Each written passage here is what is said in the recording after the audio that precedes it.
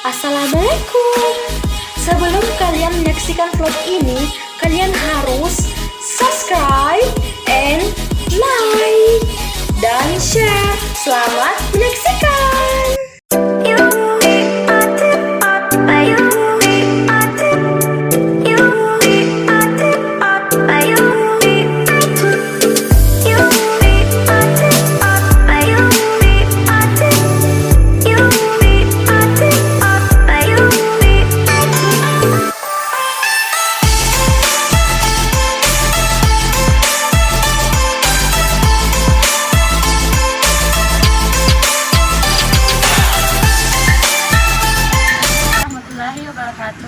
Perkenalkan, nama saya Eka Sari Miranti, Stambuk 083 2018 0083, kelas C5 Agribisnis, mata kuliah Kebijakan dan Perencanaan Pertanian.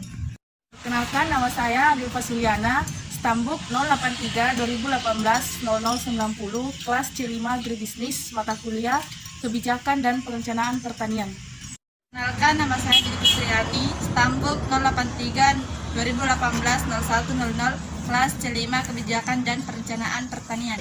Universitas Muslim Indonesia berdiri pada tahun 1954. UMI merupakan salah satu universitas swasta di Indonesia Timur yang diberi kepercayaan oleh pemerintah untuk menyelenggarakan pendidikan dokter atau S3.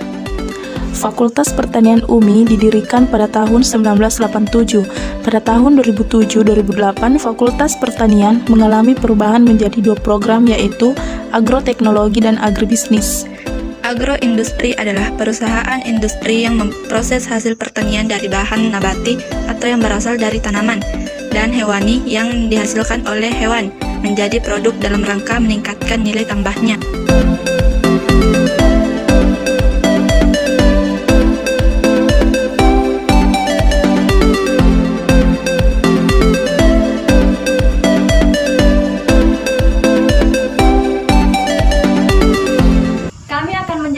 Hasil wawancara kami dalam praktek lapang kebijakan dan perencanaan pertanian yang dilaksanakan pada hari Sabtu 1 Mei 2021 di Desa Mario, Kecamatan Liburem, Kabupaten Bone. Adapun responden yang diwawancarai dalam praktek lapang ini ada dua, yaitu penyuluh dan petani. Yang pertama, identitas responden penyuluh, yaitu bernama Wardayanti SP, umur 27 tahun, pendidikan terakhir sarjana, memiliki pengalaman berusaha tani selama 1 tahun, dan bekerja sebagai penyuluh di Desa Mario. Yang kedua, identitas petani, atas nama Amiruddin, berusia 43 tahun, pendidikan terakhir SMP, memiliki pengalaman berusaha tani selama 25 tahun, pekerjaan sehari-hari yaitu petani. Adapun hasil dari wawancara penyuluh yaitu kebijakan pemerintah terhadap pertanian, yaitu dengan mendukung kegiatan-kegiatan pertanian yang ada di desa-desa atau kecamatan. Misalnya, pemerintah menyumbangkan alat pertanian untuk digunakan oleh petani secara umum. Kebijakan pertanian dilaksanakan apabila ada kegiatan seperti mengajak petani untuk memberantas hama padi di lahan petani dan berlaku untuk seluruh petani, di mana para penyuluh turun langsung ke lokasi untuk mengetahui bagaimana kualitas petani. Penyuluh juga mengevaluasi secara langsung bagaimana tindakan petani dalam meningkatkan hasil produksinya. Adapun harapan penyuluh dari adanya kebijakan tersebut yaitu agar petani dapat menambah wawasan dalam berusaha tani. Selanjutnya itu hasil wawancara dengan seorang petani. Kebijakan pemerintah terhadap pertanian yaitu selalu memberikan bantuan dan dukungan serta solusi terhadap masalah yang dihadapi oleh para petani, seperti memberikan bantuan berupa pestisida, subsidi pupuk, dan juga benih.